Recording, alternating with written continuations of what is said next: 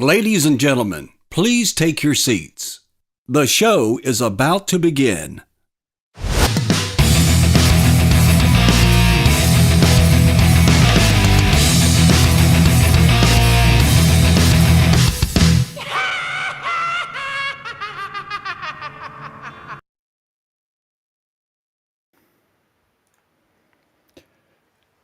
Hey everyone, thanks for joining us tonight. Tonight I have a special guest, and that is the host of Masters of Matinee, the man, the myth, the legend, JT.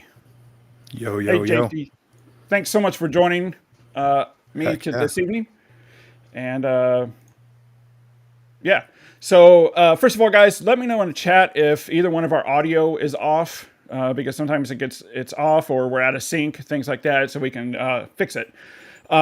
So what I thought we would do today is just show off some new arrivals that we got in, talk about anything we're excited about.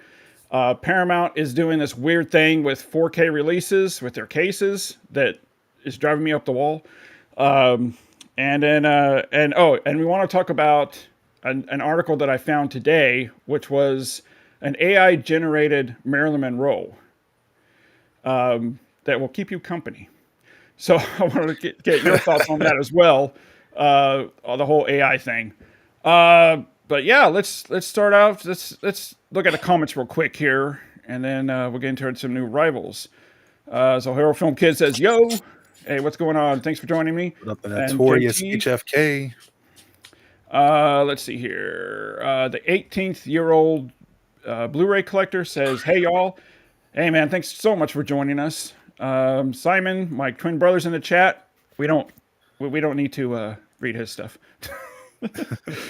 Rogue One, Rogue One says, "Hey guys, how we all doing tonight on this chilly day?" Man, in Texas, it's been so weird because usually in February, March, we're in the 40s, 50 range. We were at like 90 degrees for like 3 days straight. It was like late spring, early summer weather. And then today it's down to like in the 40s and it's a mess. Return of the Disc says, well, just tell her we ate it all. I don't know what that's referring to, and maybe I don't want to know. Okay, Rogue One says we're good with audio. Okay, that's good. And the rest is just, hey. All right, hey. Yeah, so hey, everyone. Thanks for joining me again if you just came here. So I'm going to hand it over to you, and let's tell anyone who doesn't know already, what is Masters of Matinee? What's it all about? So Masters of Matinee it started as a podcast that was between myself and at the time my three other friends that we all met on TikTok: Zedzilla Movies, Teo the Terminator, and Droobies Doobies Movies. It has since snowballed and grown. We've added another master, Judas Cinema Closet, and we talk about movies, physical media. We have a whole big group of mommies that are always hanging out with us and stuff, and creating content and collaborating. And we've got a new weekly show as well. You can listen to the podcast every Blues Day Tuesday at noon on the Masters of Matinee YouTube channel. And then every Thursday, we don't have a set time slot on Thursdays, but on Thursdays we have a show called Disc Dinosaurs that goes over the movie and physical media news for the week. That's a much shorter form show, but you can go follow us at Masters of Matinee on YouTube and TikTok. So real quick, let me back up just a little bit here. You have mommies? What do you mean by you're mommies? a mommy, Paul? You're a mommy. Mommy, so, Master of Matinee, Mom, M-O-M. Okay. So you yeah, guys are the mommies. So yeah, guys, definitely go check out his channel. I'll put the link at the end of this video. I'll put it in the description so you guys can check it out with the link. And yeah, it's a fun show because you guys are friends, and so the banter between all you guys is really fun. And you talk about movies and all that good stuff. Let's see. Emmanuel says, "Hello guys, first time joining live. Oh, glad you can make it, man. Welcome. Appreciate it." Tiara says the Dune popcorn bucket meme was great. Yeah, I wanted to show that last week, but I forgot. So this week I didn't. Made sure I didn't. Is that Band Sweetie? Says JT, your video is a bit grainy. Otherwise, you're fine.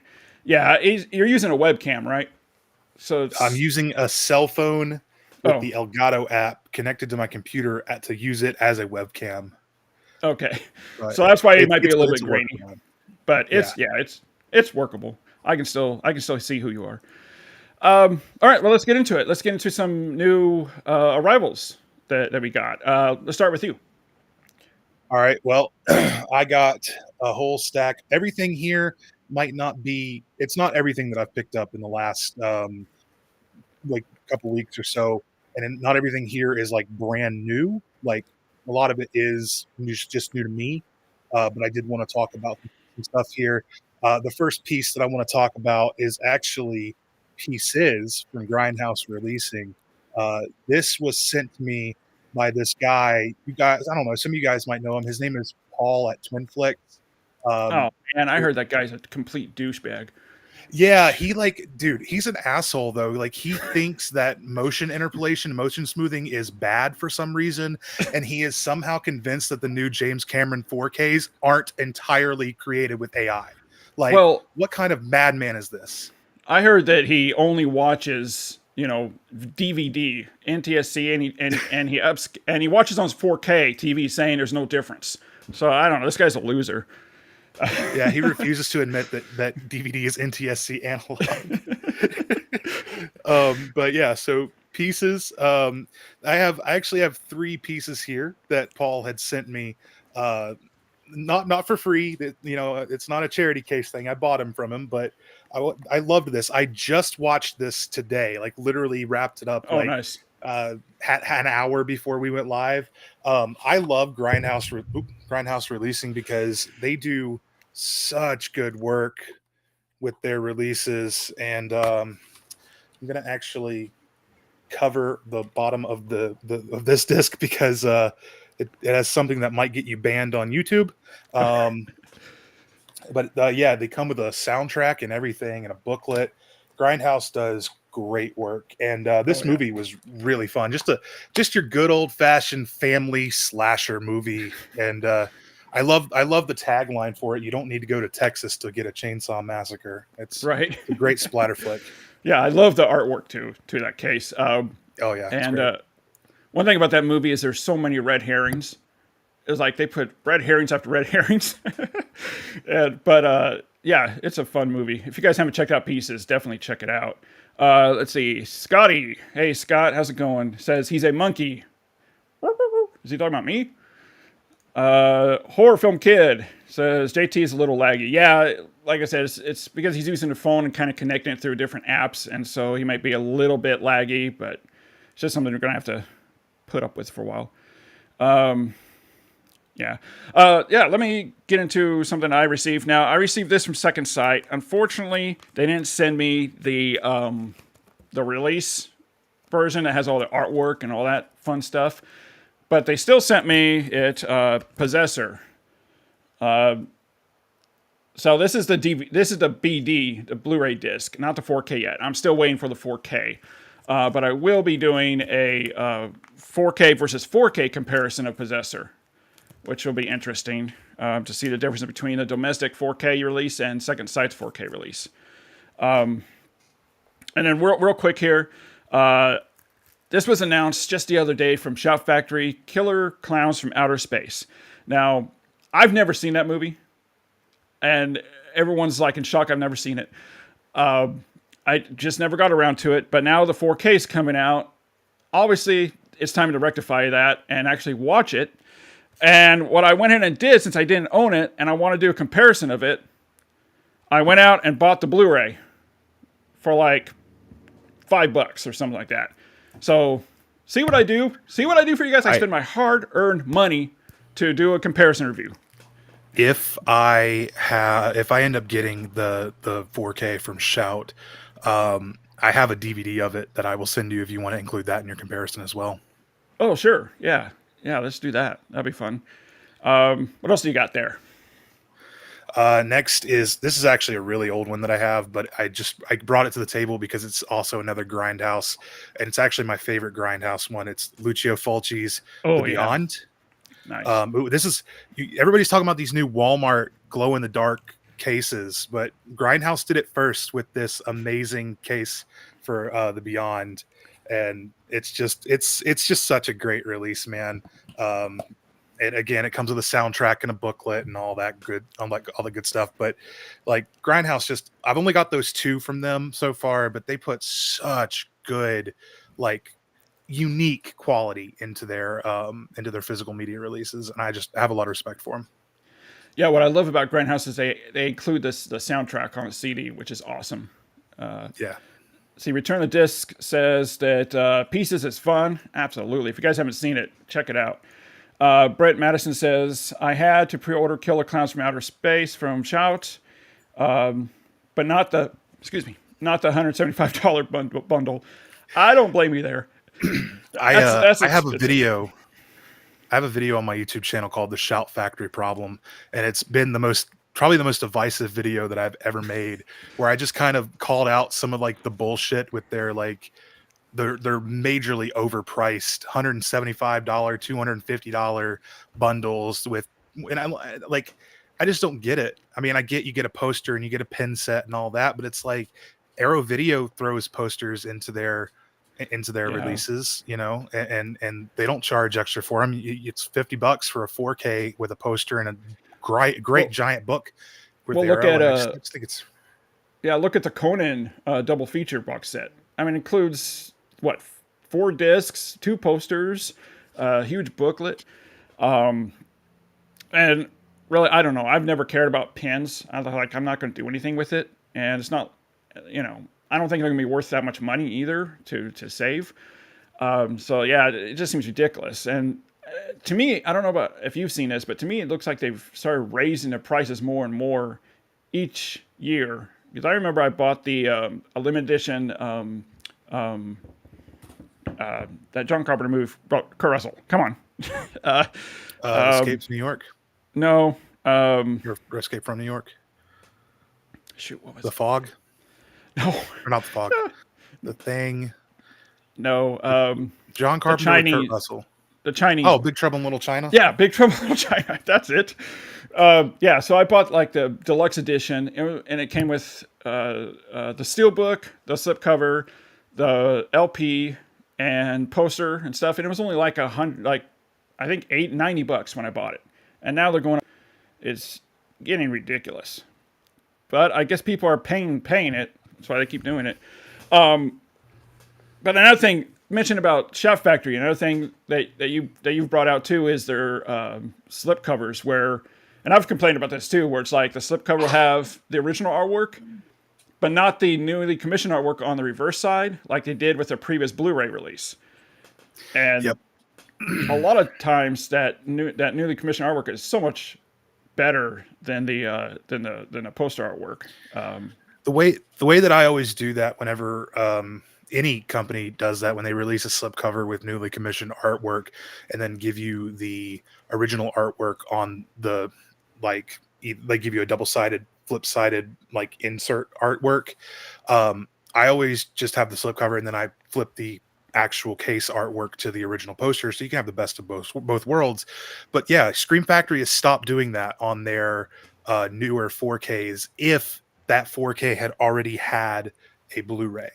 I don't know why they do that, because like if it's a brand new just to 4K, then it usually does get it gets a reverse cover art. But if it, like The Craft or The Howling or Escape from New York, they all do not have the commissioned artwork on them. They've only got the theatrical. And I think it sounds shitty, but I theorize that they just don't want to pay royalties to the artist again, who commissioned the artwork, to use it on a different release.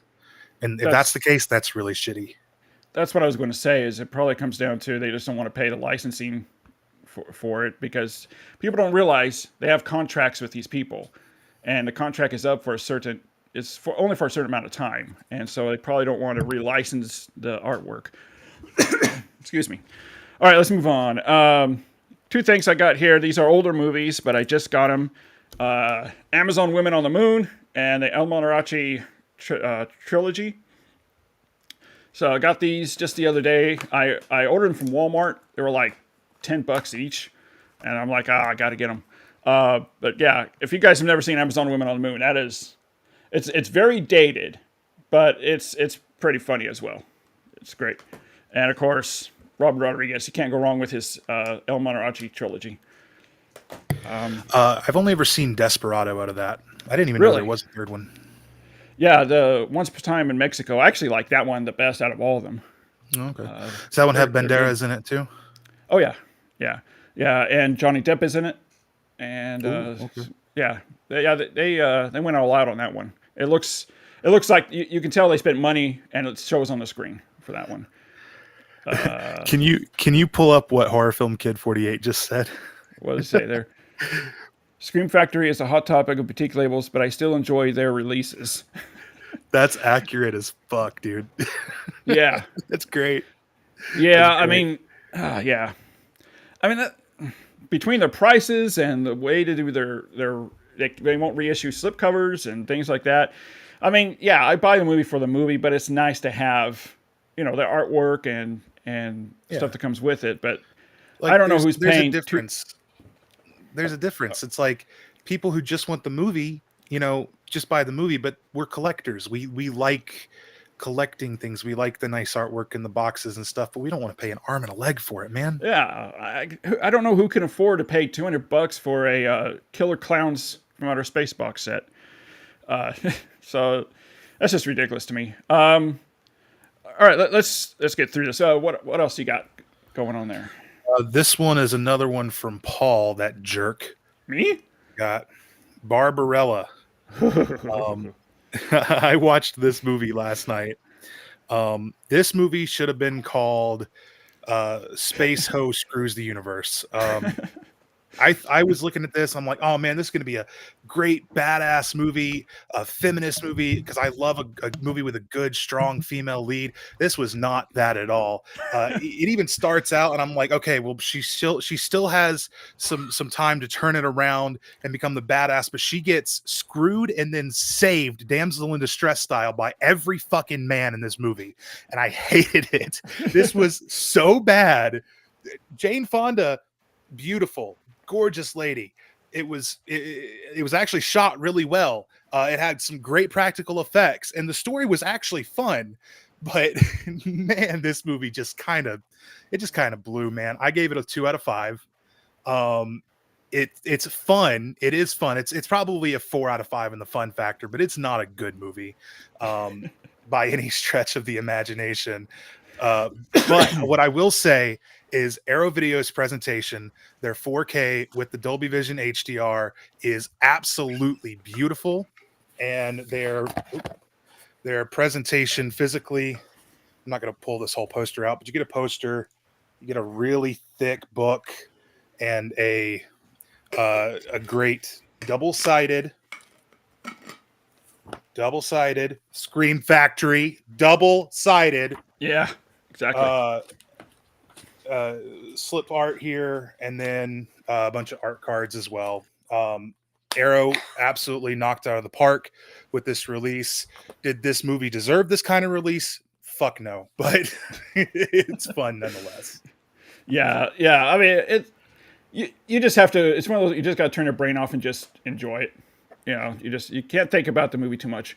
But I saw when I was watching it. I've seen it before. I think I texted him, like, I probably saw it when I was way too young with my parents. I saw it when I was around, I don't know, 8 or something like that. And it's the very rare occasion where a PG rated movie has nudity in it, which is unbelievable. Oh, go ahead. Was Barbarella the first movie that you saw boobs in? I don't know. Maybe not. I don't know. I have the first movie that I ever saw boobs in this stack that we'll get to later. Okay. Cool. Yeah. Let's see. Return of the Disc says remake with Sydney Sweeney coming up. That's not true, is it? Is it true? I haven't heard. But Sydney Sweeney would probably be better in that role today than Jane Fonda. I'll say that. Is Sydney Sweeney, is that the girl from Madam Web? Yeah, the blonde girl. I've not seen the movie. I won't see the movie, but yeah, I saw her episode of Hot Ones, and she should probably be a pretty good Barbarella, actually. Yeah. I can see it. Yeah, I mean, it's very, very extremely campy. It's fun, but if you're looking for good sci-fi, this is not it. I definitely can see the comparisons between this and then Flash Gordon, like with the practical set pieces, the storyline is real campy and things like that. But overall, did you? Kind I of mean, saw it. I kind of saw it like I was comparing it a lot to Star Trek, and because it kind of felt like they gave Star Trek a budget for set pieces and not writing. That's what this movie felt like. yeah, yeah. I mean, I agree. I mean, set pieces are pretty incredible. I mean, you can They definitely are. tell They're when beautiful. she's on a set. You can definitely tell, especially in 4K. But still, Well, that it's, opening sequence where she's like in zero gravity and oh flipping yeah, around and shit, it's really just a really beautiful sequence. I thought that it was actually shot really well and the set pieces were beautiful, but the writing was not great. yeah, yeah, to say the least. Let's see here. Band Sweetie says we like pretty shiny box sets, slipcovers, steelbooks. Not for $200, I don't. But yeah, I mean, of course we do, but be reasonable with your prices. Let's see here. Movie collector maniac. Hello. Hey, thanks for joining us, man. Return of the Disc says this is Twin Flicks After Dark. Let's see. Movie collector maniac says Dragon Slayer is PG and has nudity. Yeah, Ooh. yeah, it does. I don't think it's full like because in Barbarella it's right there. I mean, it's a close up, right? And And there's I don't think multiple that. scenes with it. Yeah, and I don't think Dragon Slayer had a close up of the nudity, but yeah, definitely silhouettes, and you can definitely tell she's topless. Band Sweetie says, "Why don't you want to see Men in Web?" Well, I have an answer to that. Have you seen the trailer? Have you seen any promotional material about it? It looks awful. It's not a good movie. Even the actors have said that they know that's not a good movie. It's bad. It's not a good movie. That movie was made as a cash grab. Yeah, yeah. I mean, if it's on Disney Plus or something, I may check it out, but I'm not gonna spend money to see it. Return of the Disc says it's true. Sony's making it with her via Variety. Oh, okay. That'd be fun. I could see that, especially an updated version. And I guarantee you, there, unless it's R-rated, there won't be any nudity in it. Simon says because it's a terrible movie. Oh, Madam Web. Yeah. Let me run through. I'm gonna run through the three of mine real quick, and then we'll go jump back to you. So another one that I got here. It's an older movie, but I love this movie, and I'm not sure if I showed it on my last show or not. But it's a movie that Christopher Nolan has said inspires him for all of his movies, and that is Time Crimes. This is a Spanish movie. I really can't. It's one of those movies where you really can't say anything about it without spoiling it. So I really can't say a whole lot about it. But if you guys can find this anywhere, I think it's on streaming somewhere. But find it and watch it or buy it. It's highly, highly, highly recommended. It's only been available on DVD, at least here in the States. I'm hoping that somewhere someone will do at least a Blu-ray, but a 4K would be excellent. I've heard that Chris Nolan has tried to get this restored and released more widely distributed. So I don't know if anything's going on happening with that, but yeah, highly, highly, highly recommended. 5 out of 5. And then the next two are from Warner Brothers. I did an unboxing of these already on my channel, but it's The Color Purple and Aquaman 2. Two movies that I probably would not have spent money on to buy myself, but I haven't seen either one of these. I don't know. Has anybody out there seen The Color Purple and Aquaman 2? If not, I do have 2 digital codes I'm going to give away with those 2 movies. Yeah, Horror Film Kid says Time Crimes has been on my list. Yeah, man, it's awesome. You're going to love it. So I'm going to give away these 2 digital codes for Aquaman and The Color Purple. What I'm going to do, guys, if you've seen my shows, you know the drill. I'm just going to hold it up for 10 seconds, and whoever grabs it, grabs it. So Here we go. Let's zoom in here. I don't know. Can you see it, or is it? Let's see here. Zoom in a little bit more. All right. So this is for the color purple. So on the count of 10, 10, 9, 8, 7, 6, 5, 4, 3, 2, 1, and we are gone. And then this is for Aquaman 2. 10, 9, 8, 7, 6, 5, 4, 3, 2, 1.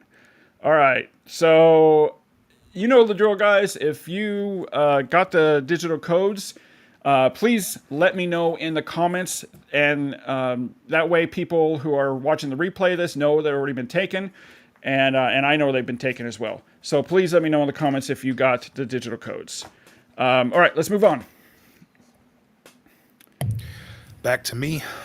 That's it. All right, this next one is the last one from that asshole Paul. I promise you guys, then we're done with him.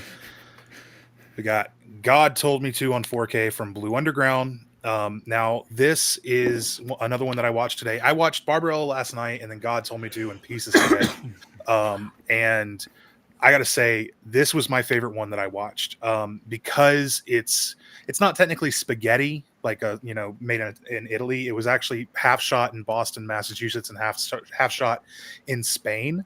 But it is one of those movies where all the actors just went in and spoke their own languages essentially, and then they dubbed over in English, kind of like how Argento and Fulci and D'Amato used to do with their spaghetti giallo movies. And it really reminded me of that, not just because of that, but also just because of the way it was directed. It's from 1975 or 76, and I feel like this movie probably set up a lot of like late or early 80s to mid 80s giallo horror films from guys like Fulci, because their movies feel very similar to the same vibe that this movie had, and I really enjoyed it up until the very end when it took a really wild turn, and then it kind of lost me a little bit. But the whole mystery intrigue about it, about how it's this detective who's trying to like uncover all of these different people who their motive for murder is that God told them to, and it goes way off the rails into left field by the end of it, but it is a very intriguing movie. And Blue Underground did a really good job. The reason that I bought this blind from Paul, was because I absolutely love every single time I've seen Blue Underground do a 4K. They knock it out of the park. They are like second sight level, to be honest with you. Bill Lustig and everything, all of them out there that are doing these transfers for Blue Underground are phenomenal at it. 100%. And this it's just a simple 4K and a Blu-ray and a reversible cover art, but it is as simple as the physical media presentation of it is. It is absolutely well worth it. It's a beautiful scan. It's a great release. I highly recommend. Beautiful release. I actually had 2 copies of that, and I'm just, I got to give it to somebody who will appreciate it. I thought you would love it. So, yeah. Yeah, guys, if you guys haven't seen God Told Me To, definitely check it out. It's really good. I think it's still on Shudder, if you guys have Shudder, so you can check it out there. Let's see. There's some comments here. Moose. Hey, Moose, how's it going? Says, I love The Color Purple. Okay. I'm not a huge musical guy, and I heard it's based off the Broadway musical. So, I mean, I don't know. I'll try it out. I'll see. I always give a movie a chance. I don't just write them off. So I'll check it out. Let's see. Brent Madison says, I thought Aquaman was fun. Aquaman 2 was fun. Yeah, I've heard so many mixed reviews about that. Some people say it's fun. Other people say it was just hot garbage. Ban Sweetie says, Aquaman 2, does it still have Amber Heard in it, or did they recast her? And Tiara answers that. She's still in it, but her screen time was cut. Yeah, that's what I've heard too. Like they severely cut out her screen time. Moose says, God told me to subscribe. You should too. Thanks, man. Thanks for the shout out. Ban Sweetie says, dang, I don't want to support her. but I like the first movie. Well, you can, instead of thinking, this is how I think about it. Don't support, you may not want to support that one actor, but what about everyone that worked on the movie? The director, the thousands of crew members, craft services, everybody that worked diligently and very hard on this movie. So my point of view is, don't let one actor ruin your enjoyment of trying to see this movie because you're supporting the entire film, the cast, the crew, the actor, the guy sweeping the floors at the end of the day. You're supporting them, not necessarily just that actress or actor. The fast forward button exists for a reason. Yeah, right. Let's see. Hey, John, how's it going? John Pimmel's a regular here. Good to see you. Larry's God Told Me To is really good. Blue Underground, excellent transfer in audio. It gets strange, but not in a way you can't follow. Recommended. Yeah, 100%. I actually really liked where it went in the ending. I'm like, wow, this is kind of cool because, like you said, it goes way in the left field, but I like it. If it's done right, I like it when movies do that. Let's see here. Band Sweetie says, won't you get paid? No, because actors are already paid. It's done and over with. They get paid when they're done doing their work. They don't get residuals unless they have back ends, which studios don't really do anymore. They don't get residuals from renting it or buying it. The studio does, but she doesn't. Movie collector Maniac says, support her butt wipe fund or butt wipe fund. Get the bitch some new sheets. We won't get too much into that. Real quick here, two items that I got. This is my first. I'm going to do a more thorough unboxing of this later that you're going to see on my channel. But I wanted to bring it out because this is my first TerrorVision purchase. And it is, let me full screen it here. So what we have here is Dante's Inferno from 1911, I think it was. And so this comes with or without the slipcover. You can choose which one you want. It's like $5 less without the slipcover. But they did an absolutely incredible transfer on this. This, like I said, this film was from 1911. And I don't think that it had a new scan in years, maybe even decades. And what's interesting about this is theatrically they had, I think, 3 different tints. They had a black and white version, a red tint, and a green tint version. And they included all 3 versions on this Blu-ray. It's a 4K restoration, but on a Blu-ray, not on a UHD. So yeah, I mean, highly recommended from TerrorVision. I mean, you think about a movie from 1911, people are like, why do I want to watch that? Without movies like this, we wouldn't have movies that we see today, honestly, because movies like this, Nosferatu, movies like that inspired so many directors and that came along and they inspire what we see today.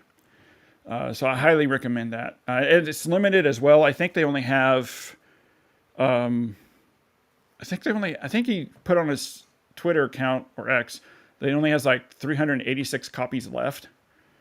So guys, if you want to get it, jump on that.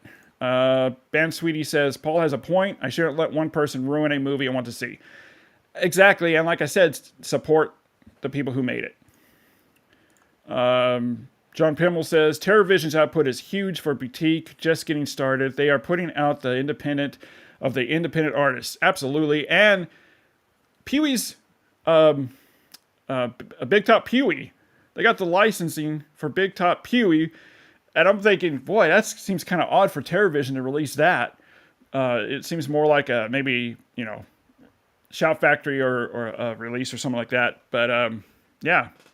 So they're starting to get in the game with even more major studio films. I have 2 more, but let's go ahead and go back to you. All right, this is a brand new out this week release. Well, it's actually kind of a old brand new American Psycho 4K Steelbook. Nice. I love this release. Although this is the replacement that I got. I've already gone through a replacement process with this, and the the slip cover. I'm probably grainy, so you probably Mm. can't really see, but the slip cover right here is bubbled, and it was Oh, like that on another one, and the first one man. was it also wouldn't close, so I had to go through a returns process, which was quick and easy, and they had this to me in 3 days. But you do Was get it to from? pull his face off Was that from from Walmart. Walmart? Yeah.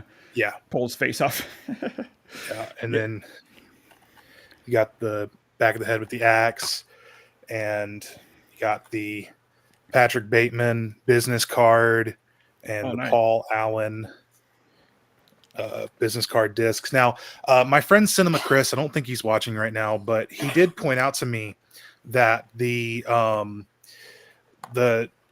old release of this, the Best Buy one, actually has different discs. Oh, really? Like so to me, that probably means that the Best Buy exclusive ones will probably maintain some of their value, probably not as much as the scalpers are asking for now that these are No. readily available, but they probably will still have some value for people who want to make sure that they got the Best Buy one or what have you, or if they're sealed, they'll have the Best Buy sticker on it, or if it's the first print run on the I don't know if a lot of people realize this, but I mean, obviously this one's not going to have it, but Lionsgate on these steelbooks, like right here at the opening, they'll put first print or first run or whatever on Hmm. them if it's the first off the assembly line.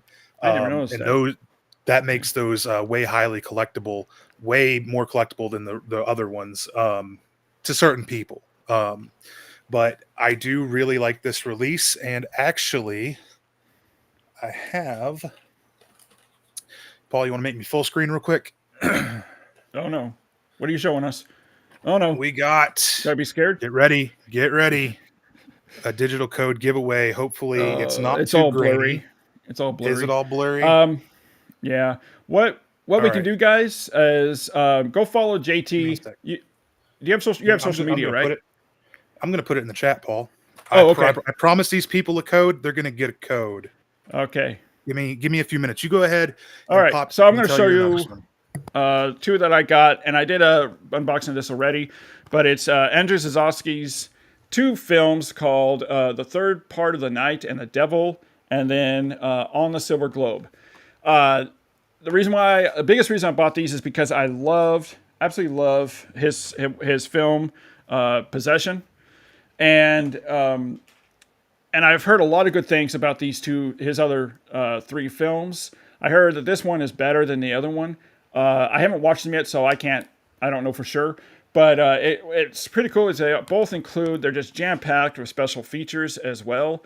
It's not in English, so you would have to read subtitles, guys. I mean, but come on, you can do that. You can read. This is also Eureka's part of their Masters of Cinema collection, and they're numbered. So this is 276, this is 274 and 275. Yeah, so that was the new one I got, and I didn't get those from Eureka. I purchased them, but here it is, guys. JT put in the code. I'm gonna leave it on for 10 seconds, and then we'll get rid of it. If y'all want to go and click on that name, JT the Talking Head, and go ahead and click that subscribe and bell notification button, you know what I'm saying? A little recompense for the free code. You know what I'm saying? You see? Do it. And I appreciate it. Your socials. What's your social media accounts? I am at JT the Talking Head on TikTok and Instagram and YouTube. All right, awesome. Yeah, definitely go follow him, guys. Like I said, I'm going to leave the link in the description at the end of this live show. And just a second here. Whoops, I almost put you in a timeout. I don't want to do that. Yeah, guys. So again, let us know if whoever got the digital code to that, so that the people watching the replay know that it's already been picked up. So that's it with my new arrivals. Do you have any more? Yes, you want to I show? do. All right, let's get to it. All right. We got Weird, the Al Yankovic story from Shout Factory, Shout Studios now. I keep calling him Shout Factory. This movie is so funny and so good. And I love Daniel Radcliffe in it. And the Steelbook is absolutely beautiful from Shout. I've got it in a protector, so I'm not going to really take it out right now, but it is a absolutely great Steelbook. And then next up, shout out to Horror Film Kid 48 if he's still in the chat, or Tira if you're still in the chat. D Big Dick Doug there got me a hold of me a copy of the Oppenheimer Steelbook. I missed this the first run when it came to Best Buy, obviously, as I think most people probably missed it. So we got the Walmart one. Still haven't opened it, and I probably actually won't open it because I also own the Icon edition. So I think I'm just going to leave that the Steelbook sealed, just for collector purposes. Yeah, a huge shout out. Oh, sorry. Real quick here. Don't mean to interrupt you, but a huge shout out to Horror Film Kid, because not only did he able to pick up for you, but he sent me one, and he sent a couple other people one, and it's awesome because I live in an area where Walmart rarely has anything. They have a couple Steelbooks, but not like anything, So so thanks so much, Horror Film Kid, and guys, go follow him on his Twitter account. It's Horror Film Kid. Great guy. Has got a great collection too. All right. TikTok, not Twitter. TikTok, yeah, TikTok. But I when he was like, my Walmart has these, and he was just like, buy it and pay me shipping and whatever. Yeah. And I panic bought it when he said that because I didn't think that my Walmart would get it. Literally 2 days after I went, and my Walmart finally had the Steelbook section put up with all these Steelbooks, including like 5 copies of Oppie. So really? I didn't need to do that. And I actually paid $5 more than I should have for the shipping, but it's whatever. I'm just glad that I got it. Next, we got the Train to Busan Steelbook. Now, I have never seen this movie. And actually, I'm a bit of a zombie purist. I kind of believe that zombies shouldn't run. It kind of defeats the purpose of a zombie, being that, they're so slow because of rigor mortis and everything. But everybody in the Masters of Matinee Discord has been screaming down my throat about how amazing this movie is. I'm talking about Anxious Hobbit, HFK, Judas Cinema Closet. They've all been screaming about how great this movie is. You, Paul, even. So I had to go and pick it up, of course. And I'll probably end up watching it this weekend. It's on the. And is that the 4K? Yeah, it's the 4K Steelbook. Have you seen it? Not the Steelbook, but All right, I'll show it off since you haven't seen it. Give me a second. Oh, thanks. Hopefully, I don't get you demonetized for flipping out a switchblade. I'm not monetized anyway, so it don't matter. All right. Yeah, guys, let me know if you guys have any questions or comments. Leave them in the comment section, and we'll get to them. And J card. Right, so there's J card. Oh, nice. And then that's the. And then. Oh, that's cool. The inside's really neat. It's although y'all probably won't be able to really see the detail of it because of course I'm blurry and grainy. I promise my actual content that I make on TikTok and YouTube and stuff is not this grainy. I use a legit, like I have a camera, guys. I can vouch for that too. Your video and audio quality is perfect on their videos. So it's just I'm a filmmaker anyway, so I'm pretty well produced for my stupid little TikToks. Really, you just threw this together real quick to jump on here, so. Which actually it's working pretty well, even though it's because it's either this or it's going to be a built-in laptop webcam that's probably going to be worse than this anyway, and it's going to be a weird angle, and you're going to be looking up at my stopped up nose because I've been sick because the webcam is like way down there. Anyway, I digress. Let's move on. I've got 2 more releases. You said you're done. Go ahead and move on. Yeah, just run down what you got. Next up, we got the Creep Show Steelbook from Walmart, Shout Studios, Scream Factory. Nice. I wasn't going to get this. I have seen Creep Show once when I was a kid. I wasn't too crazy about it, but I am willing to give it another shot because I did like Shudder's show of it. It was really good. But and I wasn't a fan of the colors of this. I like the artwork because it's comic book artwork, which, you know, Creepshow is based on a comic. But I don't like the color until I saw it in person. No matter what videos and photos you guys have been looking at, it doesn't do this Steelbook justice, because in person, the way that it glistens and shimmers and shines is so pretty and hypnotic that it just screams, buy me, buy me. It's great. I absolutely love this Steelbook. And then last but not least is one that we mentioned earlier. And it is, as I promised you guys, the first movie I ever saw boobies in, and that is Conan the Barbarian on this amazing Conan Chronicles set from Arrow Video. I picked this up. I was one of those stupid idiots who ordered it from Amazon, so it got delayed a freaking month. So everybody else got it before me. Everybody else got the review videos out before me. I didn't get to get those sweet, sweet views off of it, but it is what it is, and I absolutely love this set. We have our J card. I am a J card keeper, which that's something, Paul, you didn't keep the J card for Barbarella. I'm gonna have to scald you a little bit for that. Take what you can get, man. That's all I gotta say. We got a great booklet that collects for both Barbarian and Destroyer. Posters, you get 2 posters, 1 for each, and then 2 separate full Blu-ray cases. Now, if you want to see me go deep dive into this, I do have a review on my channel of this where I show the posters, I show the art cards and everything that come with this. But this is a great set. If you are even a little bit, yes, HFK, Conan the Librarian from UHF. That's such an underrated movie. Weird Al and such UHF, a good movie. My God, every time I hear the Dire Straits, I Want My MTV. Money for Nothing. Like, Beverly. I love that. Such a great movie. Man. I would love to see that get a 4K, but I highly doubt it will. I mean, I don't know. It's one of those that I feel like probably doesn't really need 4K. Like Shout did do a Blu-ray of it, and it's a really good Blu-ray. But that's interesting. I just noticed you found something new? that my box set for Conan is falling apart. Oh no! Oh crap! What the heck? That's not good. A little super glue will fix it. It'll be okay. Yeah, a little too late to Nobody will ever know. Except you. Yeah. Yeah. Well, actually, it's from Amazon, so I could exchange it pretty easily. Oh, is it? Okay. John Pemmel says, Creepshow, the recent comic book series in 2 volumes with 6 issues. Each is great. These 2 volumes came out over the last 2 years. Also, EC Comics anthology book coming this summer to shops. That's awesome. Yeah. I'm not like a huge comic book guy, but I've always been a sucker for like these anthology comic books, TV shows, movies, especially horror anthology. And so that's awesome. I'm like when I first saw Creepshow, it was kind of like but then when I saw it again, I liked it way more the second time I saw it.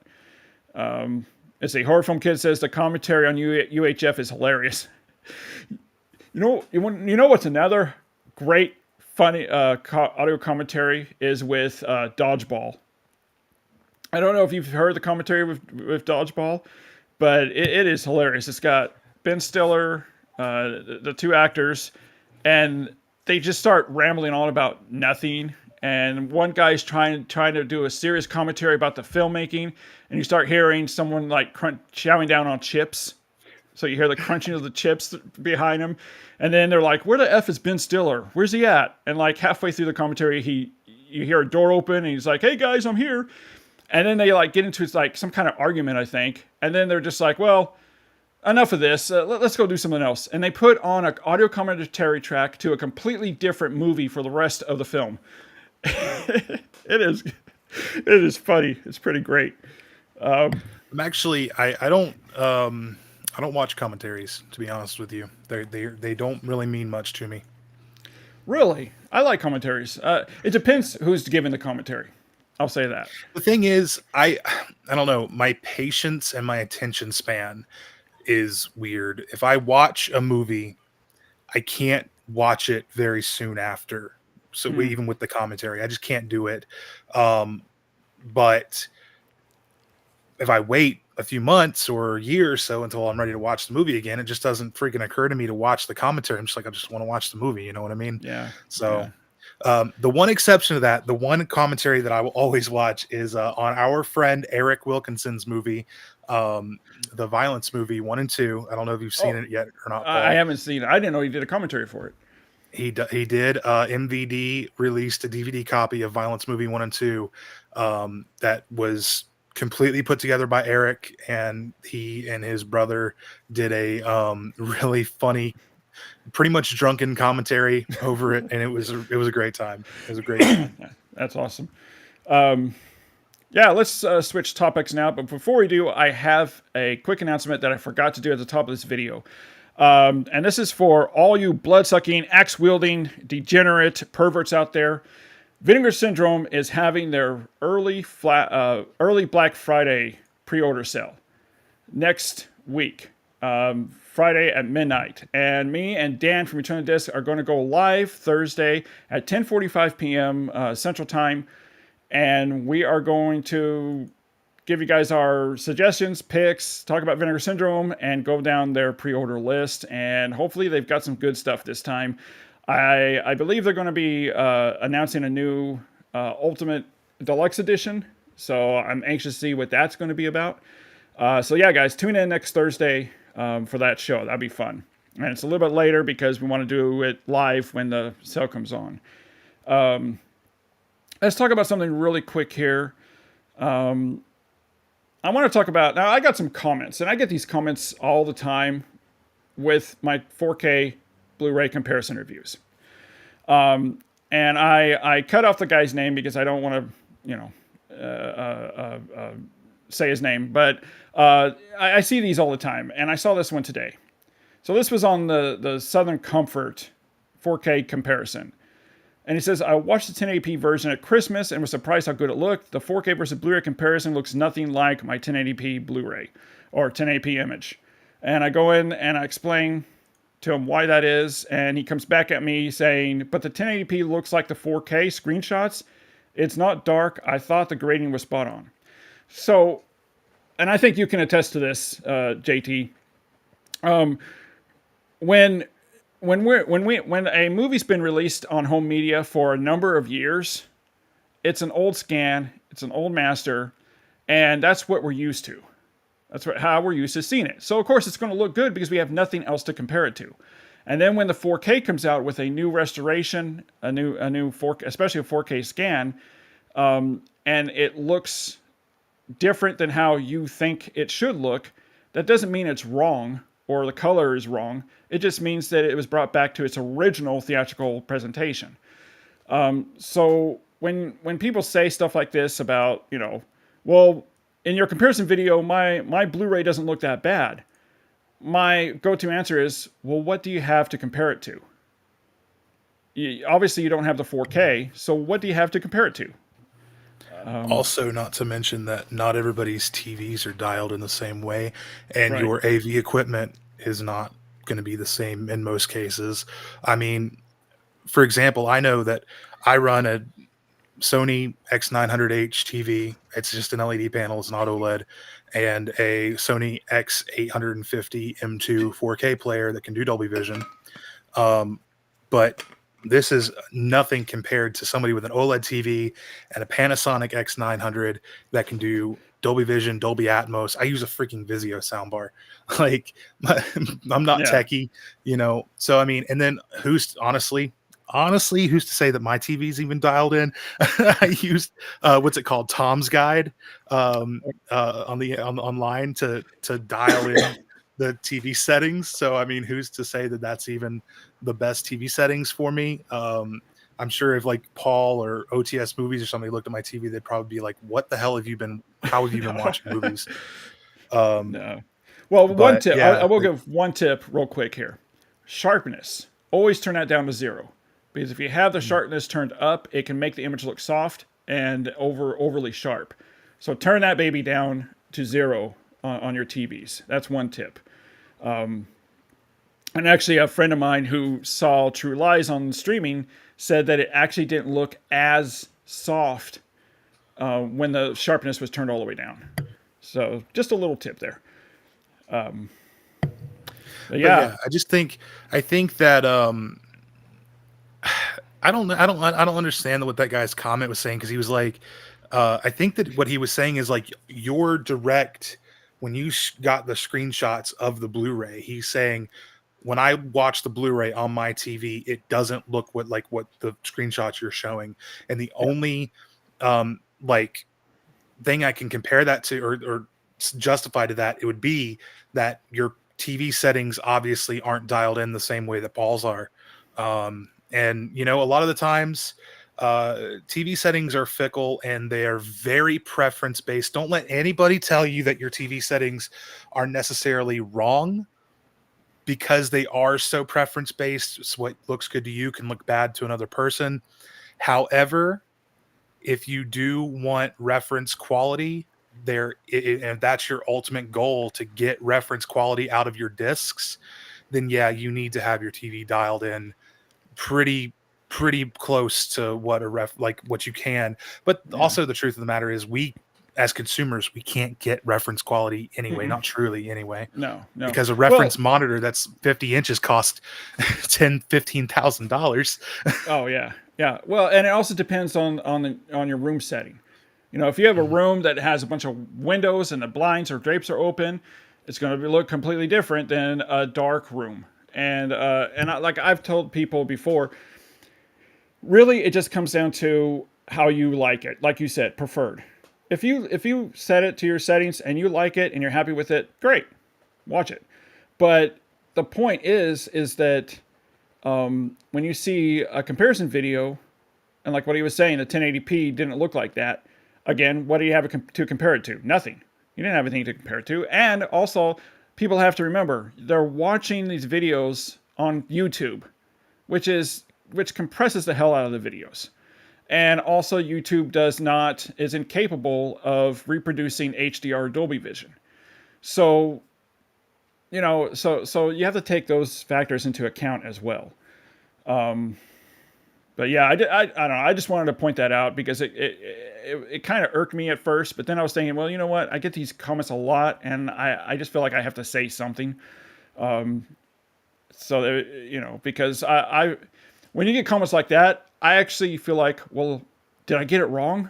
Maybe I have to go back and recheck it, and then, but no, it's not wrong because I do take the images directly from the disc, the Blu-ray disc and a 4K disc. I don't take pictures off my TV or anything like that, and I don't manipulate the image.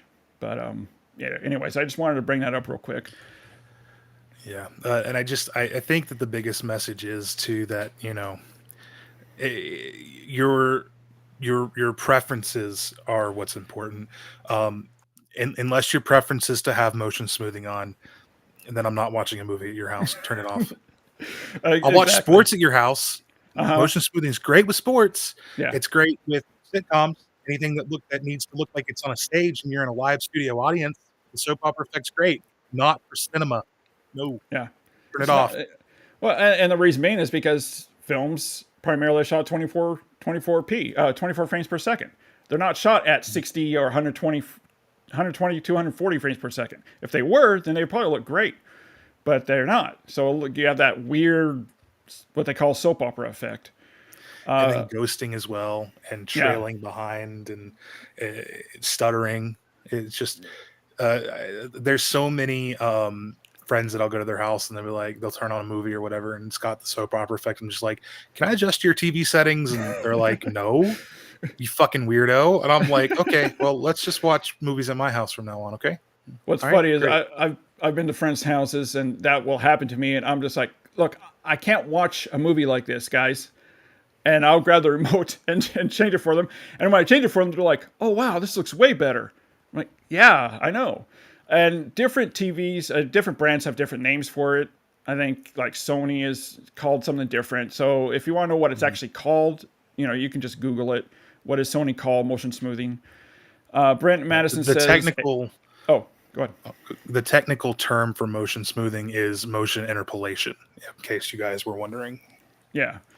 Brett Madison says a great commentary is Christmas Evil with John Waters doing the commentary. Christmas Evil is another movie that if you haven't seen, watch it. It came out at the same time as all these other Christmas horror type movies, but what makes this different is you don't know if it's real or not. and I won't say any more. It's really good. I think it's on Shudder, so if you guys have Shudder, check it out. But it's highly recommended. One of my favorite like holiday slasher type movies. John Pimmel says a lot of the screens can be eyeballed and provide near reference quality settings. It's sort of like speakers, align, use best practices, and tweak over a few days with different movies. Exactly, and even I've done that, and I'm sure JT, you've done that too, where you'll spend time with different movies trying to get the best picture quality that you can. And yeah, so it really just comes down to, you're just going to test the waters, play with it, see how the picture is, and go from there. But another thing I wanted to end the show with is something that a lot of us don't like. But first of all, I have to ask you a question, JT. Very serious question here. Have you ever wanted to have sex with Marilyn Monroe?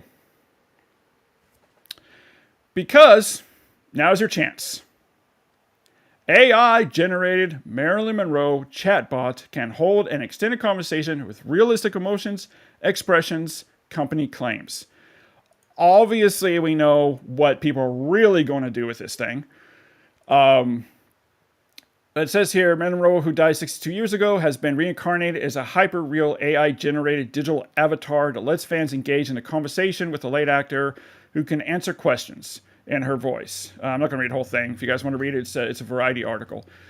So give me your thoughts on that, on the AI-generated Marilyn Monroe. When I see stuff like this, my logical comparison is to compare it to like the Tupac hologram. It's something that's been going on for years. They have these holograms of deceased musicians and stuff that do stage tours and stuff around the country, and they show them off, and they're a great technical marvel and everything, and they're really cool. And I think that this is just naturally the next evolution of that. Yeah. Now, what the Variety article didn't explain is this a consumer grade product? Because it's based on GPT 3.5, which GPT 3.5 is a consumer grade product. Yeah. But is this going to be something that they are trying to sell to? Yeah. If I want to have a chat with Marilyn Monroe, can I go do that through this company? Or is this something they're trying to sell to like a movie studio so they can make new Marilyn Monroe movies? It's probably widespread. So, it's probably that it sounds like to me that they're trying to make it for an app on your phones. You pay this amount of money, you can have chat or do something else with Marilyn Monroe, and we all know that's what people are going to do, and then they may use that as a catapult to kind of like, well, look, we can do this, people like it, maybe we can do this in a movie, and see what we can do here. And I'm sure they're bringing it, since it's in Variety. I'm sure the studios are well aware of it. That same Variety article mentioned an actual biopic of Edith Piaf, the French singer who you guys know did the song La Vie en Rose. They're using AI to GPT 3.5 as well as visual AI generation to make an Edith Piaf biopic with Warner Music. And how far along the way that is that? Like, is it actually going into production, or is it just talk? Warner Music Group announced that it has partnered with Piaf's estate for Edith, set to be a 90-minute film set in Paris and New York from the 1920s to the 60s. The film will be narrated by an AI-generated facsimile of Piaf's voice and promises to uncover aspects of her life that were previously unknown. Sounds like it might. It sounds like it might be kind of more like a documentary. Like it says it's a full feature-length biopic film. Huh. Interesting. So I'm guessing that it might have some real actors and then CGI her. Yeah. It said it's feeding like 80 years of voice clips from her into a GPT 3.5 program essentially to generate her dialogue. See, to me, when you're talking about AI and the aspect of immortality Mm-hmm. and bringing these famous people back, essentially back from the dead, um, as long as you can separate, as long as the audience can separate and knows that that's not the real person, and as long as the estate of that deceased person is getting paid and has approval on the project, then I have no problem with AI being used for that stuff. Um, I, I would say it depends how it's being used. mhm. Like if they're making a full-fledged character that's leading the movie, I don't like that because your brain always knows what's real and what's not. I don't care how great the AI technology is. You always know. And especially now, AI is really still in its infancy. So you know you're going to see some uncanny valley there, and you just don't get that. You're going to know this is AI. It's not a real person, and can disconnect you from the movie emotionally, and that's a big reason why I don't like AI. Now, if it's being used like for, maybe they're showing video clips and they're kind of making it look like old time video stuff, or showing clips of her singing, that might be different. But if she's like the lead through the movie, I don't really like that. And that's the way it sounds that this Edith movie is going to be, is that the lead character of Edith is going to be completely generated by AI. And to that, I think that AI is such a fast growing technology, and it's outgrowing what we think it can do week after week. There's something insanely new happening in the world of artificial intelligence that boggles my mind, that I hear about every time I search it. Um, Honestly, I think that it's incredible. I use AI sometimes because I do like online school, so I don't Mm, have access to a teacher all the time, because a lot of the time I'll be up at 3 o'clock in the morning doing schoolwork, and if I have a question that I can't find on Google, then like not like a not like cheating or anything, but like if I'm reading the book and I'm like I need some greater context to yeah, this specific like subject, I'll Cliff ask Notes. ChatGPT. You know, Yeah. and I understand that ChatGPT is not 100% accurate, but it is very scarily accurate, especially when explaining practical concepts like economics and stuff in the schoolwork that I do, math and everything. It understands that stuff pretty well. But it boggles my mind what AI can do. And I think that if it's used as a tool hand in hand with our own creativity, it can be used to blossom our creativity. But then you run into the problems like with what like the writers and actors were striking against, with companies that are trying to like scan in extras and then use AI scans of them in perpetuity, and that's just Hmm. disgusting and not right. So we have to be careful with how we let it interact our artwork, because I don't care how far advanced it gets, an AI generation cannot create Hmm. real human emotion. It can't elicit human emotion in art, and it's not Well, going to fit in our films or music that way either. it's like, I mean, there's been some recent movies that have been written by AI, and you can tell. I mean, you can sit there and watch it, and it's like, this movie had to have been written by AI because you don't have that human emotion, that human connection. It feels like it was just, in an assembly line, just rolled out in an assembly line instead of actually written by somebody. And you're right, 100%. AI does have its place, just like CG has its place. And it's a new technology, and all the studios are looking at is, all right, we can make movies cheaper by using AI and bring in more money and more profit. So I think what's going to happen down the road. I mean, obviously they want the SAG won the strike, where they have all these new contracts now preventing studios from doing that, copying extras and just scanning them and using AI unless they have the actor's permission. But I think that what's going to happen is that as this progresses, just like with CG and practical effects, I think as this progresses onward, we're going to have a blend of the two, and it's going to look much better. Kind of like with CG and practical effects, when a CG movie has practical effects mixed in, it looks better. And so I think that's what eventually is going to happen. Have you seen the new Indiana Jones movie? Yeah. Yeah. I haven't seen it, but did it look like, because they used AI for Harrison Ford's face, right? Did Yeah. it look as wonky as everybody said it did? Because I didn't watch it. It depends on the angle of the camera, I would say.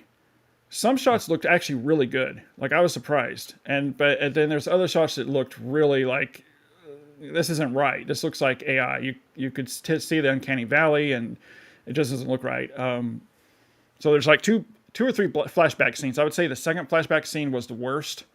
The opening scene, I thought they did a pretty good job with the opening. I wouldn't say it looked great, but when you compare it to, say, like even The Irishman, it looked better than The Irishman.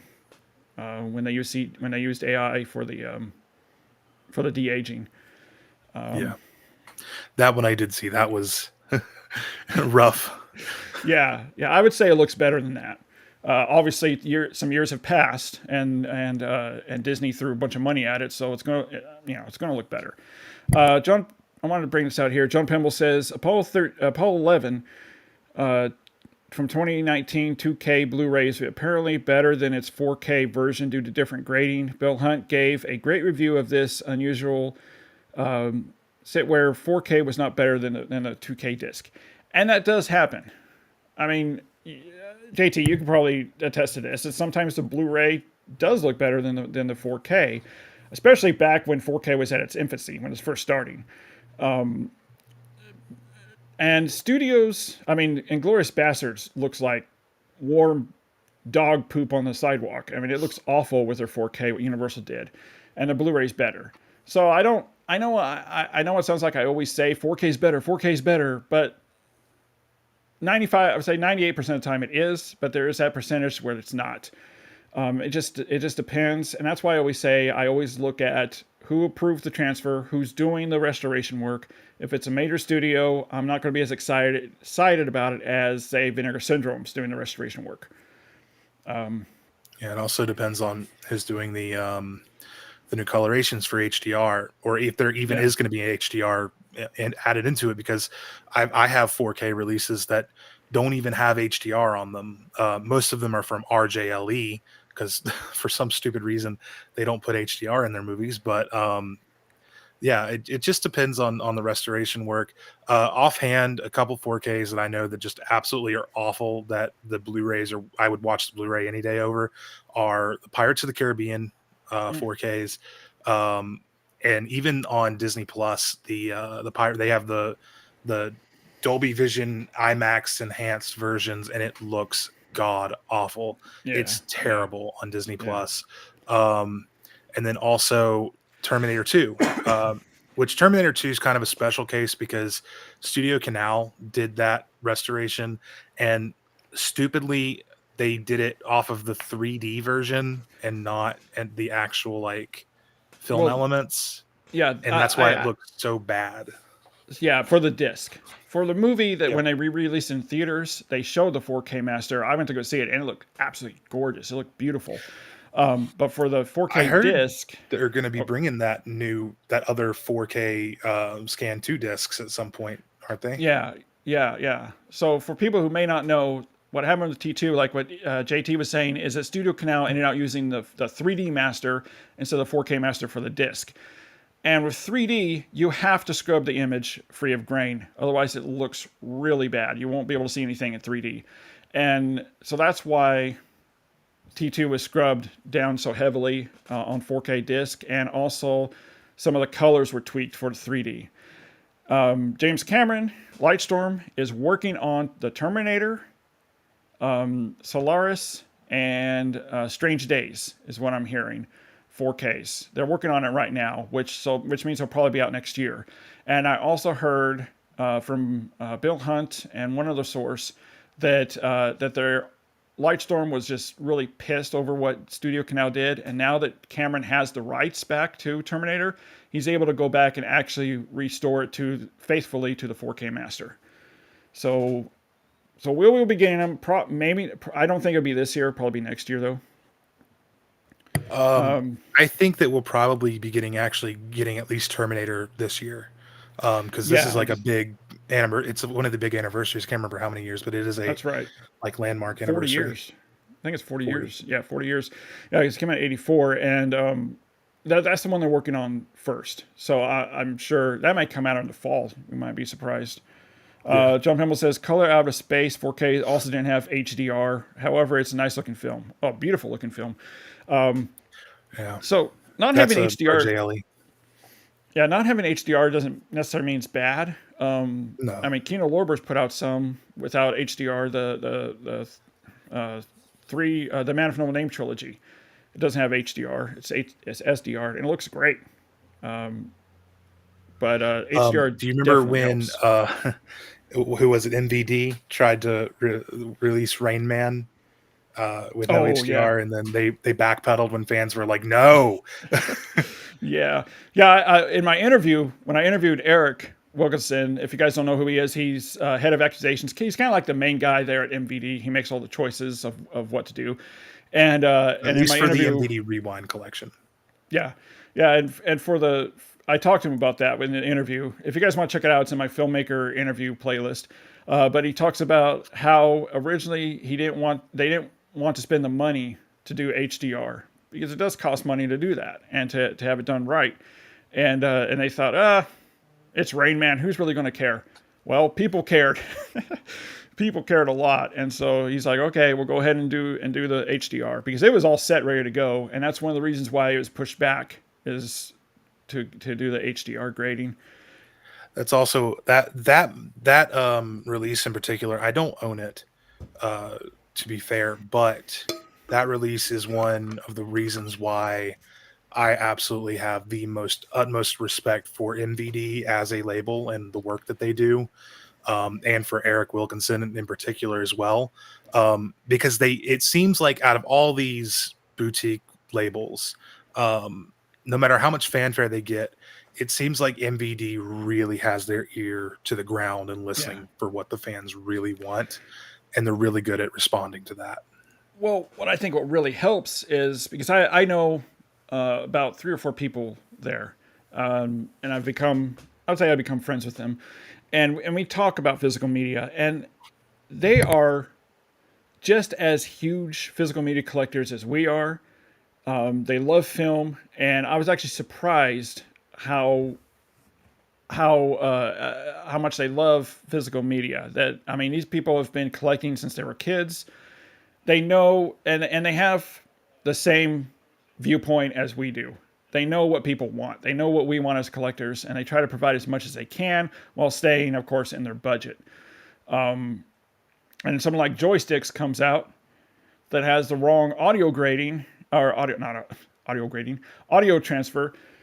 And if you guys want to see how transparent and how open MVD is, go to their MVD Rewind Collection Facebook page, and read Eric's comments about Joysticks.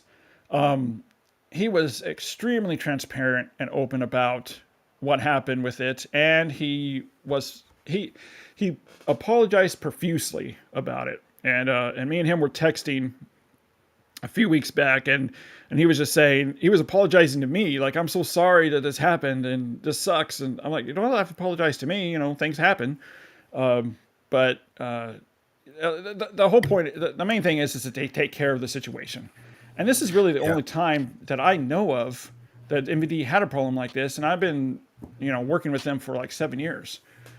The biggest thing that I can say is, as long as a guy like Eric Wilkinson is employed by MVD, they are going to have very good physical media releases, because Eric is one of those guys. He is, like you said, a huge physical media collector, a physical media fan. I mean, if you guys go and follow Eric on TikTok at Indie Producer and go look at some of his TikTok lives or some of his videos, the dude's got like 12,000 discs in his collection. More than that, probably. Yeah, which is insane. He's got an entire basement that is fully packed with discs, and it's crazy. This man's collection is nuts. He would put most mom and pop video stores to shame with his collection. Right. But he is such a fan of what he does and that physical media that I have to trust that anything that MVD releases is going to be fire. So Yeah. And guys, what's cool about Eric is that he will go live on TikTok, and he'll go live with just random people. Are you seeing that with, Arrow Video or Shop Factory? No, they're not doing that. Eric does that because he, like you said, he has his ear to the ground, and he's part of this community that we're in. And so that's one and he's a filmmaker himself. He's produced, directed, and so he knows what he's doing. Hey, all Paul, right, can you guys. take me off full screen real quick? Sure. All right, guys. I was going to say that we're about to end the show now, but wait till JT gets back here. While we wait, let's take a look at this again. Isn't that just a great picture? It's awesome. I love it. Let me know, guys, in the comment section and what you guys are looking forward to for new feature releases. The Crow's coming out on 4K, obviously, and we have some new releases that's always coming out. So yeah, let me know, guys, in the comment section. But I want to leave you with this video clip, and I'm sure all of you guys have probably seen it, but if you haven't, this is something new. And this is why we love physical media. It's better than cocaine. Take it all in. That's right. Take it all in. I saw you put that on Twitter the other day, and I nearly pissed my pants laughing. just I thought that was a prime example of why we love 4K. Yeah, guys. All right, guys. Thanks so much for joining us in the chat. This is great interaction that we've had here. This is the most we've had in the live show. 34 people have joined us. Awesome, guys. Thank you so much. I haven't heard from anybody if they got the digital code or not. If not, I will probably put it on my Instagram page if anybody wants it. It's Paul at Twinflix, I think is what it is. All right, guys, thanks so much for joining us. Thanks for your comments. Thank you, JT, for joining me tonight. And as always, guys, thanks so much for watching. Go follow JT and keep physical media alive. And we'll see follow you next Masters time. of Matinee. Masters of Matinee. Guys, yeah, definitely go follow that. It's a great podcast with a bunch of friends. Really fun. All right, guys, we'll see you next time, next Thursday at 10:45 p.m. Central Time.